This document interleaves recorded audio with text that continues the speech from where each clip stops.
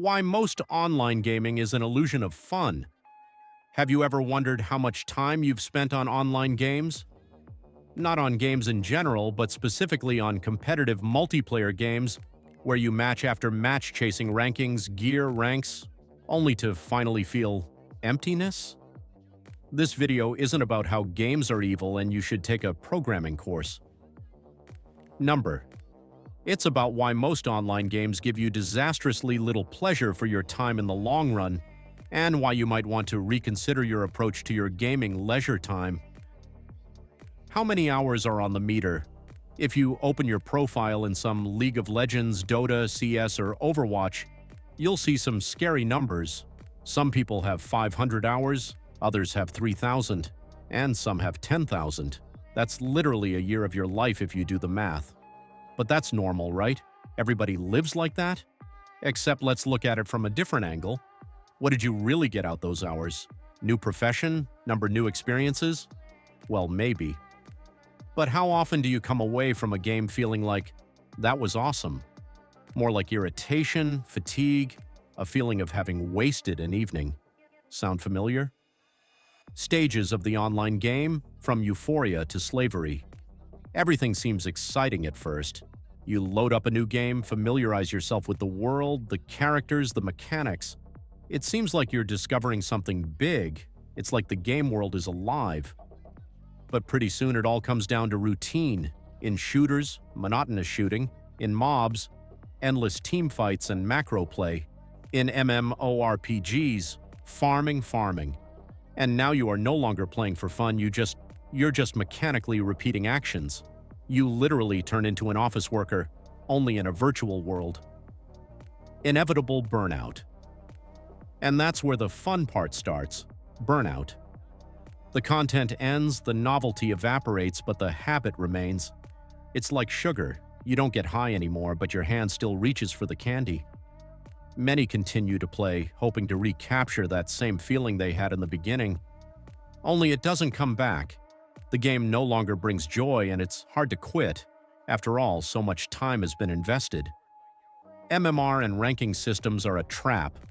In competitive gaming, it's not only habit that keeps you hooked, but also the so-called MMR, the ranking system. It's designed to make you feel like something depends on you, that you win a couple more times, you'll rise up the ranks. But the truth is that you're almost always stuck in the plus or minus 50% win rate range, and even if you're playing really well, a couple of livers, bad internet from a teammate, or just a bad match, and that's it, you're down. Rising from a low MMR turns into sheer torture, and at the end of the day, ranking is not a measure of skill, but rather a measure of patience. Battle passes and cyclic loading. Many games have introduced battle passes supposedly giving bonuses for playing. But the truth is that they are just a new way to manipulate your time. You have to pay and complete tasks to get the content you've already paid for. It's a double trap. Pay and play, as they say. Why single-player games are the best investment. Now let's compare. Let's say you've completed a great story game in 20 hours, The Witcher, Red Dead Redemption, Dark Souls. What did you get? Story, emotions, a complete cycle from start to finish, and all this in a short, eventful period of time. You can come back to the game a year from now and it will be you don't have to heat up your skillet, no need to hit the meta, no need to scrounge for patches. It's like a good book. It's complete and that's its strength. The number of happy hours. Let's imagine you spent 100 hours in the game. How many of those hours were actually high? How many times have you come out of a match with a smile, with a sense of satisfaction? Most likely there will be 15 to 20 such hours. All the rest is irritation, fatigue, mechanical key pressing. With 1,000 hours, it would be 30 to 40 hours of real pleasure. It's a highly inefficient investment of time. What to do? The conclusion isn't that you have to give up games and go to a monastery. It's about being honest with yourself. If the game is fun, great. If it has become a chore, maybe it's time to take a break. Take a closer look at story-based games, or games that don't have a constant race, or simply other leisure formats. The world is much wider than it looks from your ranking window. Games are a tool. It's important to remember that games are a tool, they are not the goal. They can be a means for relaxation, self-expression, creativity, but if they become an obligation, that's a problem. Conclusion.